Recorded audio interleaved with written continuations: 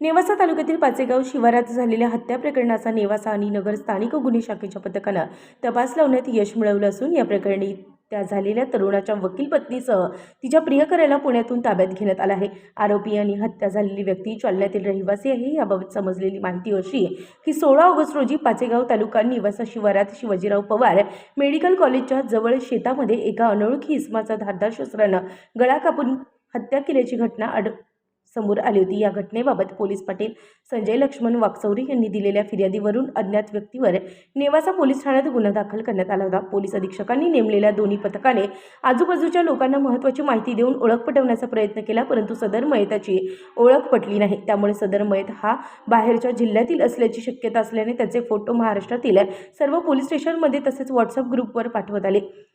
Police अधीक्षक राकेश बोला यांनी नेमलेल्या 2 पथकांनी गुन्हा घडलेल्या ठिकाणापासून नेवासा श्रीरामपूर रोडवरील सीसीटीव्ही कुठे तपासले, आरोपीची माहिती काढत असताना घटना ठिकाणच्या आजूबाजूस रेनॉल्ड ट्रिबल गाडी संशयितरित्या फिरत असताना मिळून आली। सदर गाडी अंबादास भानुदास मस्के राहणार रमाईनगर जुना जालना यांच्या नावावर असल्याची माहिती मिळाली। गाडीच्या मालकाचा शोध घेत असताना त्याचा मोबाईल मागील 15 ते 20 दिवसांपासून बंद असल्याने त्याची पत्नी मीना अंबादास मस्के तिची माहिती काढली। ती लोणी तालुका इंदापूर जिल्हा पुणे येथे भाडोत्री रूम घेऊन राहत असल्याची माहिती मिळाली। गुरुवारी 29 ऑगस्ट रोजी लोणी तालुका इंदापूर येथे जाऊन मीना मस्के हिचा शोध घेतला असता ती एका इसमासह मिळून आली। त्यांना ताब्यात घेतलं असता लहू शिवाजी डमरे वय वर्ष 31 राहणार ढोकसळ तालुका बदनापूर जिल्हा जालना, मीना अंबादास मस्के वय वर्ष 36 राहणार रमाईनगर जुना जालना अशी असल्याचं सांगितलं।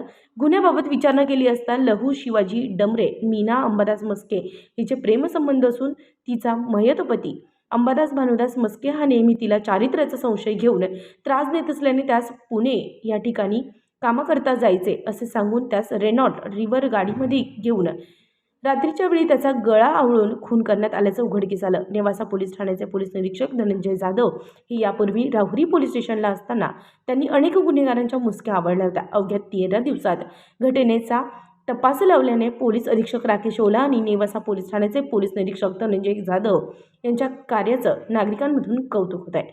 उत्तर महाराष्ट्र न्यूज नेटवर्कसाठी जलेंद्र डोकणे, राहुरी।